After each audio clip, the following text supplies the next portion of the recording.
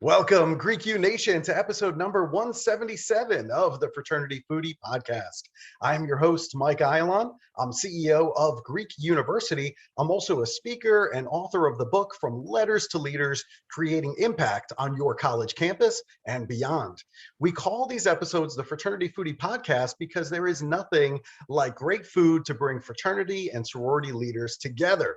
Fun fact, whenever I talk to adrenaline folks like our next guest, I usually tell the story about the time when I went bungee jumping at Action Park in New Jersey as a kid off of a crane.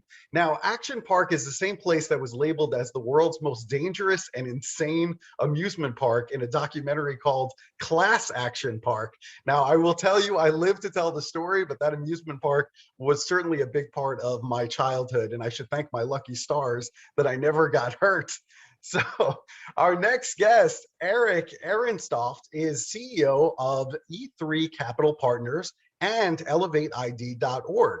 He is a former Disney exec, an entrepreneur, a first responder. He is a competitive Roughwater swimmer, an adventurer, and a GenXer just like me. He is a Southern California native, and he worked in and called 6 different countries home. Eric is a prolific author, a keynote speaker, and he's an expert in applying the principles of conscious intelligence on peak performance, catalytic leadership, entrepreneurism, empowerment mindset, and women in business. Along the way and always, he has weaved adventure travel, being a decorated competitive ocean swimmer. He's into yoga, aerial and martial artist. He's employed as a first responder with the LA County Fire Department. So this is all into the fabric of his adrenaline-laden life. And he is quite familiar and comfortable in what we call dynamic and high pressure environments. So I am so excited to share him with all of our listeners today. Welcome to the jungle, Eric. We're glad to have you on the show. Great to be here. Wow, what an introduction. Listen, I'm available if you want to take me on the road and do some introductions for you on stage. I mean, we can make that happen. Would love it. I think we'd have fun. We definitely would have more fun. Everybody would have fun at our cost. Ain't that the truth? So let's talk a little bit about your background. I know that you decided on Pepperdine University, which is an absolutely stunning campus if you've never been there before. And that's what you chose for your undergraduate experience. So why was Pepperdine the right choice for you? Boy, like anybody trying to decide about college, I was looking primarily at the programs. At the time, there were only 2 schools that were doing the program that I wanted, which is sports medicine. I was on the path to track to become an orthopedic surgeon, and sports medicine is human performance within pre-med. And Pepperdine, now some universities call it kinesiology majors and things like that. This was sports medicine. And I had the opportunity to consider some East Coast schools in Cambridge and such, and stayed in Southern California. So that was part of the decision. Of course, if you've been to Malibu and the Malibu campus, that's a big decision. I saw the 1984 Olympics, the water polo, at Pepperdine, and that was my introduction to Pepperdine, and it was all over. So there we go. I played water polo. I totally get it. Saying no to Malibu doesn't happen very often. And as beautiful as, Boston, Massachusetts is, I just came back from a program there. That's right. It's beautiful, but it's not Malibu. It's not, especially in the wintertime. Yeah, the wintertime just destroys it, I tell you. As I got older, I learned to appreciate the warmer weather. So hence I live in Nashville, Tennessee now. So you joined SigUp at Pepperdine. So why did you decide to join the fraternity? And what was that experience like for you? I did. And boy, shocker, peer pressure. I was a legacy. My brother was a SigUp. And so I had met a lot of the fellas already, and a lot of them were amazing. And it just was a good fit. And there was some pressure. I was trying to consider some other fraternities as well. But I mean, when those are the first people that when you hit the campus, and they kind of take you under their wing and show you around and everything. It's kind of, they had a leg up and got me. And it was a great group of fellas and had a great time, of course, anybody who's in a fraternity. And we had the best little sisters, which were primarily two sororities that were amazing group of gals.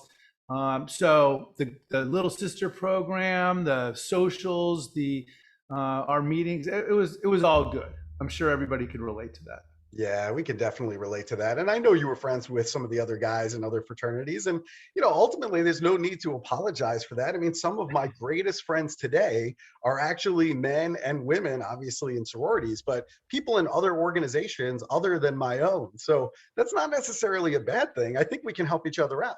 Yeah, it's funny. My roommate was with the different fraternity that I was considering. And so I would pull him to my events. He would pull me to his, and between the two we had it great because he was actually probably more, anyway, it was a good mix that way. So yeah, it's nice to have friends at the other organizations as well. Yeah, not a bad thing to have those interfraternal friends. I think that's a great thing. Absolutely. Now, I saw that you worked for Yahoo a few years back when things were going really well for them at the time on corporate strategic partnership and advertising. Now, maybe it's a little bit of a different story over at Yahoo, but I'm wondering, what was that experience like back then? Well, they were, so this was the first internet boom, and Yahoo was it. And they actually, they stole me from Disney. They made me an offer that I couldn't refuse, and were relentless. And that was after my long stint at Disney, and I was looking to make a change.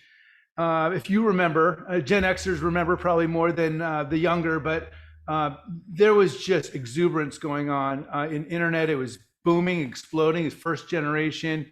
Yahoo was a standard, and it was great to be in the middle of all of that. And fortunately, also, as we know now, the bubble burst like 2000.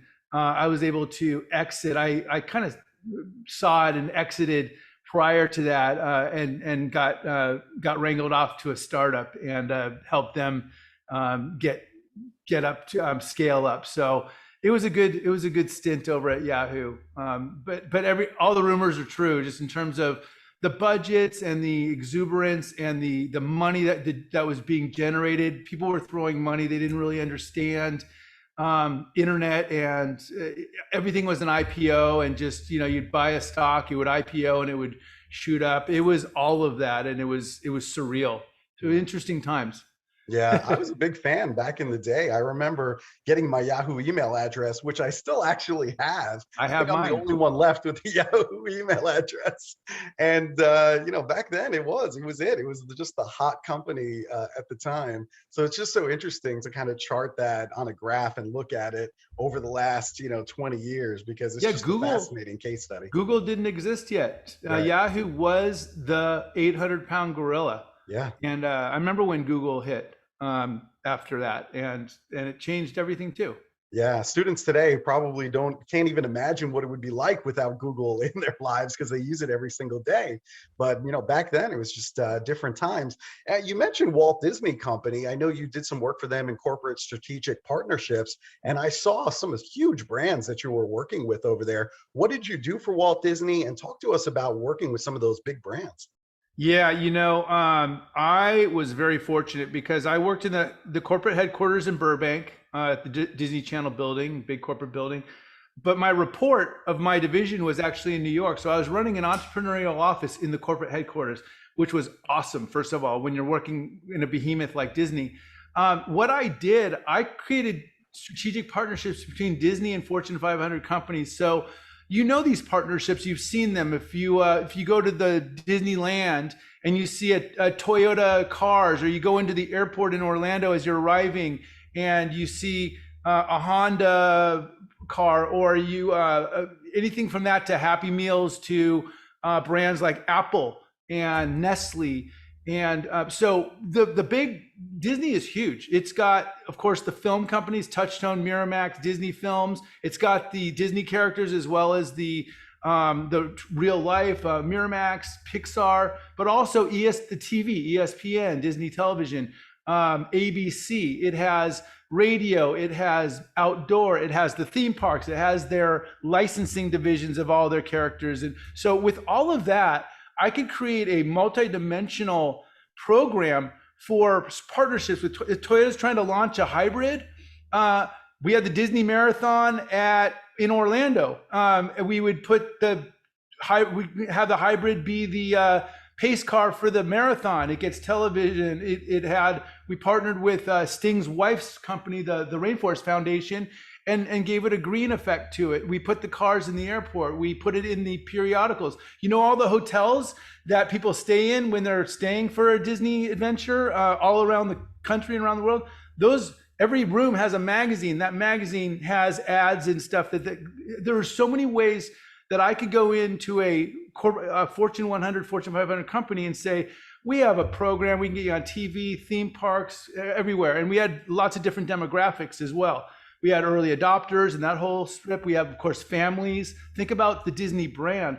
So my ability, I had this big blank canvas with tons of tools that I could bring in and offer to these corporate entities and just blow away other companies in terms of the exposure, because that's what they're trying to do, right? They're trying to find their customer. They can identify their customer. And then from that, I could give them a multidimensional media and marketing package that fulfills those eyeballs and gets their products and services and brands out into the world, associating with a brand like Disney. So it was amazing. It was a really great job.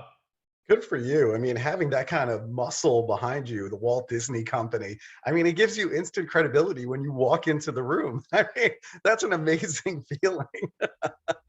It is. It was a great experience. And, it was also challenging too. Disney is a big company. So I don't want to say it was all, peaches. I had to go into these different divisions and they're like, who are you? Like, oh, I'm over at the, strategic partnerships. I'm walking into the television division. They have their shoulders full and they're like, who's this guy asking us to do something to so I had to go and actually build synergy and sell these packages to my own company at Disney because they were additions to what they were already doing. So I had to be quite a diplomat as well and add the value to them as well. So it was a lot. It's a lot of work and a lot of diplomacy as well. Yeah, you're the right guy for the job. No question about that. We also should talk about your book. It's called Conscious Intelligence, Master Your Circumstances, Master Your Life. Now, most of us on this earth, we operate on this idea that circumstances dictate our path in life, whatever that is. So explain to our audience, what is conscious intelligence and how does that differ from what most people believe? Great question. And it's not an easy answer, but I'll try to simplify it. So the ability to gain mastery of our circumstances, if you think about it, our entire life is circumstances. Not only the situations around you, but the situations in you, the thoughts, the fears, that critical parent, that ego, all those voices and all those things that guide you in what you're doing, and the ability to gain perspective, to make distinctions in communication, to develop habits for optimal performance, to navigate your path towards true north. It's about cultivation. It's about cultivating perspective into your life, positivity, integrity, habits of success. And that sings into purpose and meaning and your direction of where you're going to go. But you can't really have a clear navigational strategy to true north if you're not clear on your objectives and you're not clear on, and you're being clouded by disturbances in your circumstances or fears or other things that are impediments. It's because it's not only about putting your foot on the accelerator, it's also about taking your foot off the brake. A lot of us have our foot on the brake. We get in our own way. And mastering our circumstances and being able to access conscious intelligence offers the clarity to get out of your own way, to take your foot off the brake, and to really accelerate your life in the direction that is purpose-driven and success-driven. I speak on performance, on positivity, on productivity, and perspective. So these are very powerful. And think about it, coming from a corporate background as well as being a first responder. We have to deal with high pressure situations, typically not knowing what we're going to get when we get there, right? It's an accident scene is like a box of chocolates. You don't know what you're going to get, and you have to conduct yourself with grace. And the ability to do that are learned skills, and the ability to be able to really navigate high pressure situations. And there's ways of doing that. There's a lot of strategies and ways that one does that for success. And if you see somebody operating with grace, you go, God, how are they keeping their head around them while all around them are losing theirs and blaming and just screaming and not being clear? There are skills that people in high pressure situations use, and that could be in a boardroom when a client blows up, or some deal blows up, or it could be when you're coming home from work and your little child blows up and throws a tantrum too. I've worked with attorneys that settle hundreds of millions of dollar cases, and then they go home to their 6-year-old and they can't even negotiate the 6-year-old to eat their string beans. So I mean, it's a fun dichotomy, but it in life it applies to not only business, to personal, and to within ourselves. So it's a lot of things. That's a long answer, but that's all accessing conscious intelligence. Yeah. In there, you talked about fear, and I've seen that just paralyze people sometimes. And, you have these 3 postulates that you have from the book. The first one is that fear lacks perspective and shuts out access to conscious intelligence. So what should our audience do when we experience fear? And we're all going to experience it at some point. Yeah, right. I mean, fear is a major culprit that impedes peak performance. What is fear? It's a narrow view when we do not see alternatives. And when we don't see alternatives, we react rather than respond.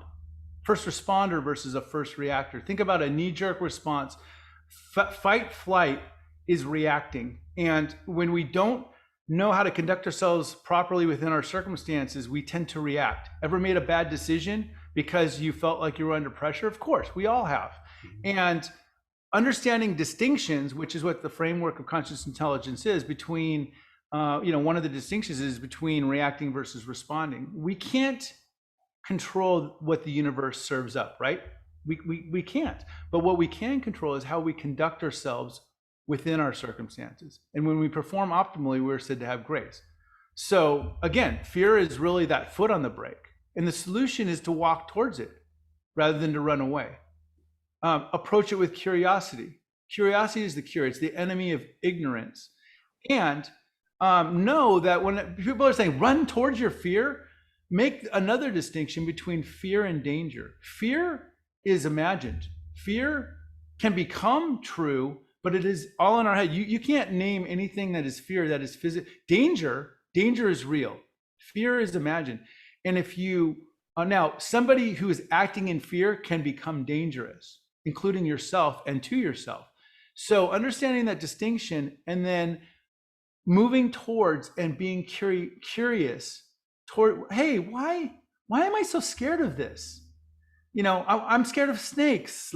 For example, let's go visit a snake person and put a snake on me and know that it's not going to bite me, and get used to it and try to, walk towards your fears. And people have a lot of fears, and they can do that. And when you approach it with curiosity, it takes the tension out of it, and you learn. Typically, ignorance. I don't know much about snakes, and I thought, I've seen some, or I'm an open water swimmer.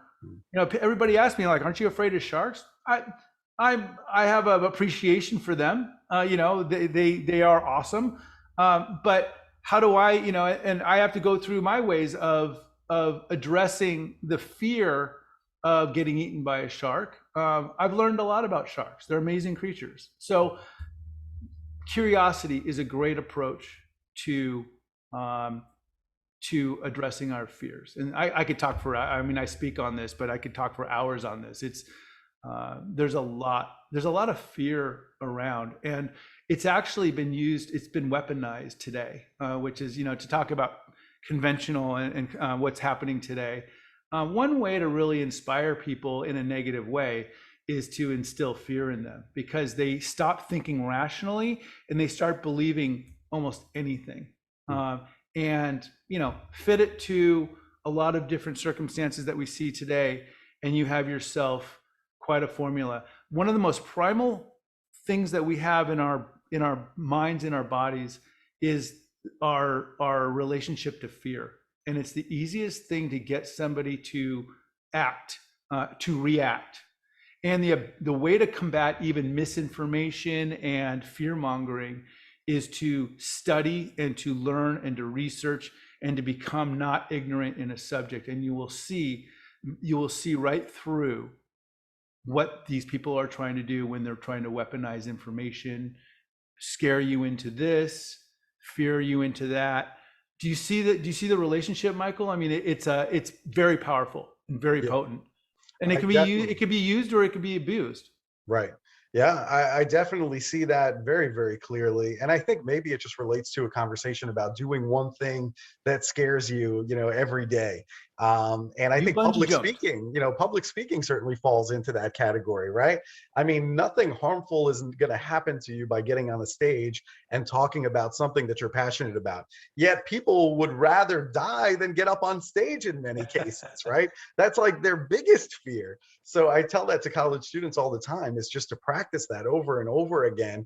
I don't think either one of us, were born from the womb with public speaking skills. It's something that you develop over time. And I think if that is a fear of yours, learn to confront that, learn to develop that skill, because it will help you over your lifetime. I promise you, no matter what your career is, no matter what your major is, it's a valuable tool in your tool chest. Absolutely. Absolutely. So, And addressing that, people have imposter syndrome and they have fear of, look, if you really care about what you're talking about when you're getting in front of people, it's probably important. But it's also, if you really care about it, you're worried. If you care about those people and sharing that idea, then you're probably, in the back of your mind, you're worried that maybe they don't think it's important and you're going to be laughed at or rejected. And that's, instead of looking at it as fear, look at that as, wow, this really matters, and get that it matters, and from that, know that you can be you, and when you're not yourself, you're not anybody, because you can only be you. So yeah. Own it. Just be you, own it. I think that is a great message for our listeners. Don't try to be somebody that you're not. Just be you, and you is great, right? Just embrace that. The other piece is this whole idea about transactional thinking, that it narrows perspective. So there are plenty of people out there that have a specific diet for me to lose weight. You got to do this, you got to do that, or maybe a particular process for me to earn lots of money. You have to do A, B, and C to earn lots of money. How can we invite other people to experience our world instead of making it this cause and effect transaction? Well, yeah, yes, right? The allure of getting more by doing less. We all want that, don't we? Mhm. Do this, get that. The magic pill, the golden goose, the Midas touch, the big secret only successful people know. There's 3 steps to fat loss, the 6 steps to earn 7 figures. Everybody wants, do this, get that. We live in a transactional world. It's the way our universe, right? Action, reaction, stimulus, response. The fact is, our human condition is we live in a universe of cause and effect. But that is not all. We cannot only we also live in a universe that does not follow that as well. Think about when you're looking at the difference between values, happiness, purpose, integrity. The guy doesn't have an integrity sometimes. It's either you have it or you don't. Accountability. So transactional things are very powerful. Even right, wrong, good, bad, it's judgment. But there is a perspective that's 30,000 feet above where things just are, and we judge them later. And conscious intelligence looks much more upstream, where the cause is happening. When we are able to understand perspective of what's happening in the circumstances, we can shepherd decisions that are not as judgmental or that are not as transactional, so that we can make better decisions. So more choices, better choices, optimal decisions, and optimal performance. So I invite people, that was a long way of saying that I invite people to consider that there are certain things in our life that are incredibly important. Love and other values, integrity, service, that are not transactional. And when we can make the distinction of understanding that some things are not transactional, and when we transactionalize them, we miss the entire purpose of living a bigger life and into our full potentiality. Because if you're looking at everything as what am I going to get from this? What am I going to get? How can I make my life easier? But there's a difference between taking the path less traveled versus hitching a ride, or between finding a more efficient way of doing something versus cutting corners. There are distinctions there that really have to do with the quality of who we are and who we're being versus just trying to shortcut. You can't, look, we all know, last thing I'll say on this, we all know there are two things and two things only for weight loss, right? Michael, right? Sure, There's two things. What are they? Exercise and diet, right? Diet. Reduce your caloric intake and increase your physical activity. Those are the two magical pills things to lose weight. We all know that. So why is obesity in 63% of the United States, and why is the weight loss diet business a multi-billion-dollar a year enterprise? We all know. We all know the secrets. There's something more than just knowing these 6 things to earn 7 figures, these 2 things to, we have to cultivate a lifestyle that allows, I can be an athletic trainer, a dietitian for you, but I can't actually do the exercise for you, and I can't eat less for you. You have to do that yourself. So there's a cultivation and actually doing the work and understanding that there aren't really shortcuts in performance and in high performing people in peak performance. So, we look for efficient ways, we look for healthy diets, but I can't force you it's up to you to cultivate that lifestyle. Same with happiness, cultivating happiness. People say that happiness is a choice. I hated that quote. Happiness is a choice, but it actually is. And you don't go, I choose to be happy. Oh, I'm still not happy.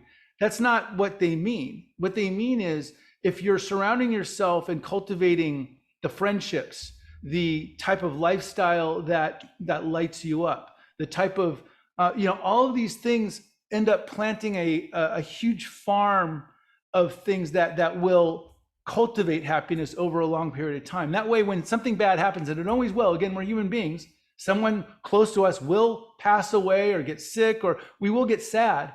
It'll buffer the troughs. The peaks stay up and the troughs are less depressing. They're less deep. And that's what cultivating happiness is, and positivity. So that conscious intelligence also sings into that as well. Does that make sense? Yeah, it makes perfect sense to us. And I think you're absolutely right. I think it's all about the fact that human beings are just constantly looking for the shortcuts, but that's the issue right there. We all know what helps. It's diet, it's movement. These are the things that really work and have stood the test of time. It is quite curious to think about why the diet industry is hammering us from all sides: social media, print media. I mean, it's a huge industry, but yet we all know the secret. We're just looking for a shortcut. Give me the pill and tell me I can eat whatever I want and I don't have to exercise, right? Give me that pill. We're seeking it, but it doesn't really exist, right? Doesn't exist. Doesn't exist. All right. So the third piece also is that we don't see the world as it is. We see the world as we are. And right now, divisiveness is basically what we see all over the country at this moment. I think we can agree on that. So how do we get out of this cycle of divisiveness in this country? Wow. Well, just that quote, we don't see the world as it is, we see the world as we are. We are informed by our experiences. Your life is completely informed by what you pay attention to. So my question is, what are you paying attention to? And maybe equally as importantly, what are you not paying attention to? And try that. Just like, you'll have to think about it, like, my life is what I pay. Yeah, if you're thinking about, paying the rent, I guarantee to you, your life is informed by making some money and what's going to happen. You're not thinking about something else that maybe you would want to. So we guide our lives based on what we're paying attention to. And if it is not going the way we want, we might want to change our mind about what we're paying attention to. So that's the first thing in terms of perspective. The second thing is just to know that we all look through life, through the world, through our own lenses. These are things that happened to us when we were 5, our religious affiliations, the parenting or lack of parenting that we had, where we grew up, whether we're a male, female, straight, gay, et cetera, et cetera. There are a lot of things that inform the way that we look into the world. Knowing that and being able to get perspective and say, wait a second, am I looking at this really through my lens, or can I actually step out at 30,000 feet and look at it more neutrally through other people's, walk a mile in somebody else's shoes? The abilities to have compassion and empathy and being able to get perspective also invites conscious intelligence, because it's not just your perspective or my perspective, that the way the world works, and the ability to understand and inform ourselves about the different perspectives there are. We allow ourselves to learn and to grow and to be curious about maybe other ways. That's how disruptors disrupt.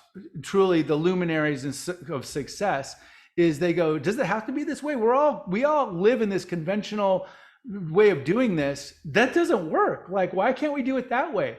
So it's about looking at other perspectives. So, we not seeing the world as it is, but as we are, just understanding that is a very powerful distinction to have. So it's another thing to cultivate within conscious intelligence. Did that answer the question? Absolutely, it answers the question. And now I'm starting to think about, the things that I pay attention to, whether it be the news or whatever, which is many times, selling me on fear. I mean, let's just be honest. And instead, maybe just, focusing on my local community, getting involved with service and other things where I can make a difference here locally. And it's all about that perspective, right? Yeah, and you did ask about, today, and as I mentioned earlier, fear is a very powerful tool. When somebody is in fear, and as a first responder, believe me, when somebody is in terror, they don't see what's going on around them. It's real tunnel vision, and sometimes they're not even, you have to snap them out of something. Fear is a primal emotion that is very, very powerful and is being used and weaponized today. And it really does have us narrow our perspective. What did I just say? I said that your life is informed by what you pay attention to. There is a powerful tool that can be misused to have you in fear, which has you only paying attention, because if you're in reactive, not responsive mindset, you are tunnel visioned. And by the way, it is a different part of your brain. The part of the fight and flight brain is not looking at a way for a solution. It's looking to survive. There is no strategy. You're not looking at strategizing and results. And, I say it this way. It's just trying not to drown versus trying to figure out a way to swim to shore. There's a difference in, I'm in trouble, I need to get to shore, to safety, versus I'm just struggling and panicking. So, when fear triggers reactivity and fight and flight, we do not want to be in reactivity. We want to be in the part of the brain that allows us to strategize, to look at consequences, to look at broader frameworks of and looking for solutions, problem solving. These are very powerful places to be in, and that's what a first responder is looking at. They're looking at safety, they're looking at the safety of others, and they know what to do to take care of the situation while other people are panicking and not seeing anything, and they're just trying to survive. And they're usually harming themselves or putting themselves in harm's way because they're not seeing the dangers around them. So So fear is so if you find yourself often in fear or being fear mongered or in any way lit up, you know what I'm saying, excited in a negative way about panicking, you might want to take 5 seconds and say, I'm in fear right now. What is setting me off? Take those Zen breaths, those practices of yoga and mindfulness and breath exercises and meditate. That's what meditation practice and yoga practice and stuff is. It's breath because if you calm your body down, it allows calm, cool reasoning to prevail. And again, you're more present. And if you're more present, you could be more responsive. Even in self-defense, you're looking at things like situational awareness. If you're panicking, you're not looking around you for solutions and ways to get out of there. You're just panicked on whatever situation in front of you. So the ability to gain that perspective by calming yourself down, and you see people like that, right? In life, they're like, how are they not panicking right now? They're walking around like everything's in slow motion and they're just conducting an orchestra in this hurricane. Like, how are they doing it? And that's what they're doing. They're breathing, they're controlling their body and their mind. And there are skills and cultivation that does that. And people that the luminaries that access conscious intelligence have a mastery over that. Fascinating. I love it. Now, if you're a college student listening to this interview right now and they want to bring you in to come in and speak on their college campus, what are the students going to take away from that program? So some of the stuff that we spoke about, but a mindset, cultivating a mindset, and the ability to, there's something called catalytic skills, and these are skills that you're not going to learn in college necessarily, or even in your job. Catalytic skills really have to do with communication, teamwork, strategy, right? Purpose, meaning, the things that connection to people, to your organization, to your life, and to your higher, to your true north. And what people are going to get out of a talk, coming from both a corporate, someone who's in the corporate as well as a first responder and a lifelong athlete, someone who's lived all over the world and seen a lot of ways of doing things and a martial artist and things like that, you're going to get a very broad perspective on, you're not going to look at your life the same way again. When you illuminate by accessing conscious intelligence through these different distinctions that I talk about, you will look at the world differently. And when you look at the world differently, not my way, you will see more, and you will be informed by more, and you will start to see, most importantly, look in the mirror and see how you're limiting yourself, how you're stepping on that brake, how you're getting in your own way, or how other people are dominating you and that you give away your power. I call it personal sovereignty.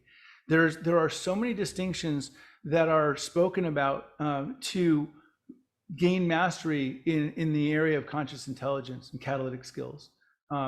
These will have you perform optimally. They will increase your productivity. They will increase your positivity. They will give you a better perspective on your true north. And I didn't really define that, but that's really your higher self, who you're, when everything is out of the way, all the impediments are out of the way, who you truly are, and the navigational instrumentation that gets you to what your purpose is. And it highly clarifies that path. I love it. Something that college students certainly could use some help with. I think many of them are trying to find their path right now, looking over the fence, trying to figure out if they're on the right track or not. That's something that I see over and over again with Gen Z, kind of comparing themselves to others and their path. But meanwhile, we're all on our own path, right? And the question is, what is it for you? Instead of comparing constantly to somebody else's path. So that's just fascinating to me. Now, we do love good food here at Fraternity Foodie. So I want to know, what is your favorite restaurant in LA that I can visit on my next speaking trip when I go out on the West Coast? So I have three. I'll do them quickly. One of them I have to pay tribute to Pepperdine in Malibu, since you got me thinking about that. There's a great Greek place called Tavern Tony's. A friend of mine owns it. It's been around since long years and decades. Great Greek food, right in the shadow of Pepperdine at the bottom of the hill. I lived in Japan for a while. My favorite top 3 foods are Japanese food, and Japanese food. So another restaurant is called Irori. It's very traditional Japanese. You actually sit on the floor. Best sushi in LA, at least one of them. And of course, their cooked foods and everything are also very well.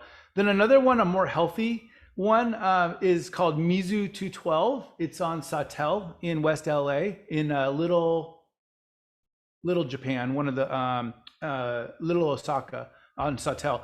And Mizu means water in Japanese, and 212 is the boiling point of water. It's a shabu shabu place. And talking about clean eating of vegetables and all kinds of fresh food, and you put it in this cauldron, and it's called shabu shabu. It is delicious. It's healthy.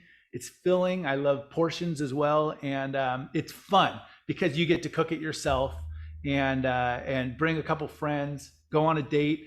It's a wonderful place as well. It's called Mizu, MIZU 212.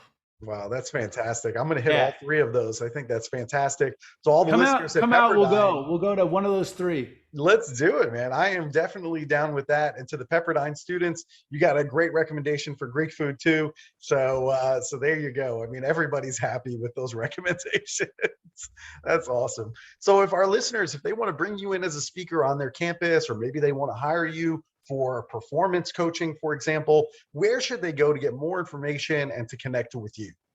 So you can go on my website, ericerenstoft.com, or just Google Conscious Intelligence, Eric, Google Conscious Intelligence, Erenstoft, Eric, combination of, if you Google it, it should go to the top and you should be able to find my book, Conscious Intelligence book. Google, I know people are like, probably not writing down a website.